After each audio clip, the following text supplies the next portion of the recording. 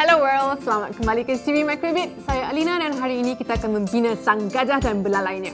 Dalam video yang lepas, kita sudah pun melihat bagaimana untuk menggunakan buzzer, push button pada papan Microbit dan juga atur cara berasaskan peristiwa.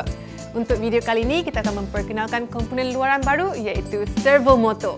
Sebelum kita mula, sediakan semua bahan projek dahulu. Kertas warna, micro servo motor 3 volt, wire penyambung, 3 klip wire dan papan Microbit. Microbit hanya mampu membekalkan 3 volt untuk menghidupkan motor. Seperti biasa, gunakan kreativiti anda untuk membina badan gajah.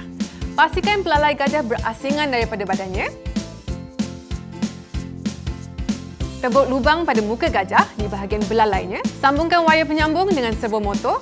Warna jingga ke wire putih, wire merah ke wire merah dan wire coklat ke wire hitam.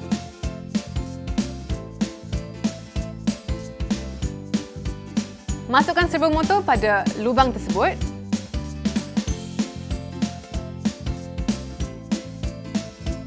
Pasangkan lengan servo motor pada servo motor tersebut. Skru dengan ketat dan gamkan lengan tersebut pada belalai gajah.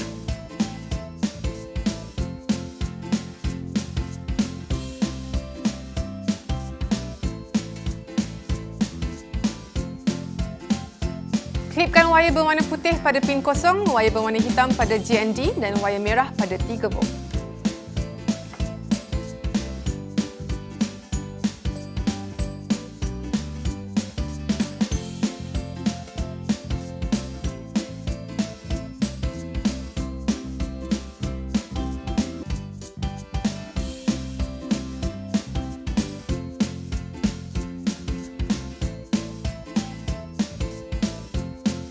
Dalam peristian make code, pilih dan tekan block on button press.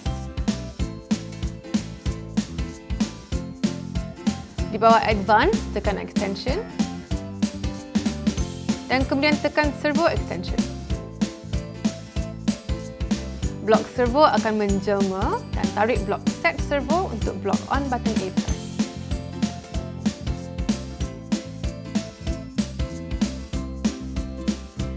Pin P0 dibiarkan kerana servo motor kita tadi disambungkan dengan pin P0 pada Microbit.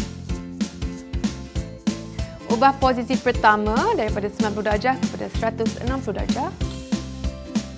Anda boleh melihat lengan servo motor berubah pada tingkap simulasi. Tekan dan tarik blok pause dan tetapkan masa selama 500 milisaat. Tukar nilai seterusnya kepada 30 darjah.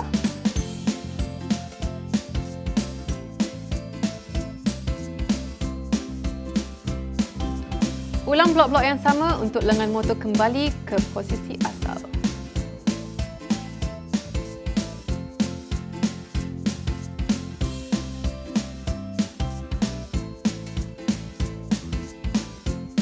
Sambungkan Microbit pada komputer dengan menggunakan wire USB. Tekan download pada peristian dan savekan file atau cara ke dalam Microbit yang telah disambungkan tadi. Lihat apa yang akan terjadi pada belalai gajah apabila butang ditekan. Bagaimana pula caranya jika kita nak mainkan music Happy Birthday apabila butang B ditekan dan belalai gajah pusing ke kanan dan ke kiri apabila kedua-dua butang A dan B ditekan. Bincangkan dengan guru dan rakan-rakan anda. Kemaskan projek anda dan cuba susunkan wire dan papan Microbit supaya tidak kelihatan dari depan.